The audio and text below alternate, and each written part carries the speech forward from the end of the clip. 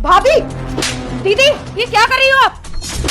अभी बताती हूँ मैं आपको। भैया, भैया देखो भाभी मुझे कितनी तेज मार रही है। अरे क्या हुआ? ये क्या चल रहा है यहाँ पे? देखो ना भैया, इस घर में मेरी कोई इज्जत ही नहीं है। भाभी मुझ पे हाथ उठा रही है।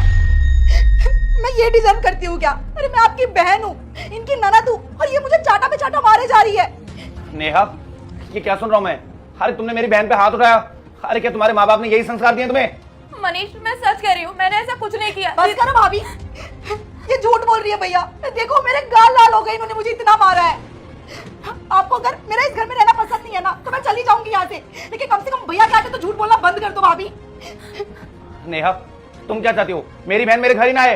अरे कितने दिनों बाद में ये मेरे घर आई है और तुम इसके साथ में ये कर रही हो? देखो नेहा, मैं कुछ भी बर्दाश्त कर सकता हूँ, लेकिन मैं ये बर्दाश्त नहीं करूंगा कि तुम मेरी बहन पे हाथ उठाओगी। मनीष मैं इस घर में सब लोगों की बहुत इज्जत करती हूँ, आज तक मैंने ऐसा कोई काम नहीं करा है। और तुम तो मेरे पति हो, मुझे अच्छे से जानते हो, कम से कम तुम तो मेरी बात पर विश्वास करो। मैं क्यों ही करूंगी ये सब कुछ? मुझे नहीं पता दीदी ये सब क्यों कर रही है, क्यों कहानियां बना रही है। सुना आपने? अरे ये मुझे बोली कि मैं कहानी बना रही हूँ। मैं ऐसा क्यों करूंगी? समझ नहीं आता मुझे, भाभी इतनी नफरत क्यों करती है मुझसे? क्या बिगाड़ा है मैंने आखिर इनका?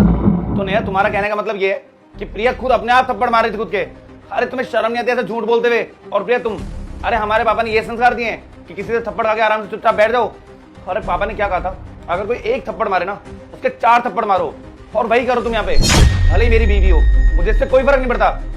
तुम पे हाथ उठाया ना इसने, तुम चांटे मार सकती हो इसके। खैर छोड़ो, अब मैं बात को क्यों बढ़ा रहा हूँ। तुम चिंता मत करो, तुम कहीं नहीं जाओगी, तुम यहीं रहोगी। नेहा पहले तुम अंदर, नेहा पहले तुम अंदर आओ। खैर मैं बहस क्यों कर रहा हूँ? नेहा अभी के अभी जाओ और अपना बैग पैक करो। मनीष ये क्या? सुना नहीं तुमने? मैंने कहा अभी अपने घर जाओ, और जब ससुर जी से बात करूंगा ना उसके बाद ही तुम मेरे घर आओगे वापस। अब तुम खड़े खड़े देख क्या रही हो? निकले यहाँ से। माता दी लिख के 5 लोगों को ये वीडियो शेयर और फॉलो करेगा तो मैं तेरी सभी मनोकामना पूरी कर दूंगी। और बहन, तुझे रोने की कोई जरूरत नहीं है, जा अपने रूम में। साहब जी मुझे ना आपसे कुछ बात करनी है। देख मेरा मूड ऑलरेडी खराब है, तू निकल जाए ऐसे। साहब जी एक बार आप मेरी बात तो सुनो कि मैं कहना क्या चाहता हूँ। बोल क्या हुआ? सैलरी बढ़ानी तेरी, या फिर तुझे गांव जाने के लिए छुट्टी चाहिए? साहब नहीं तो मुझे अपने गांव जाना है और नहीं मुझे सैलरी बढ़वानी है। सैलरी तो अभी पिछले महीने आपने बढ़ाई है। आज घर में जो कुछ भी हुआ है ना, इसमें बड़ी मैम साहब की कोई गलती नहीं है, सारी गलती ना प्रिया मैम साहब की है। अच्छा, तो अब तुम मुझे सिखाएगा कि गलती किसकी है और किसकी नहीं है?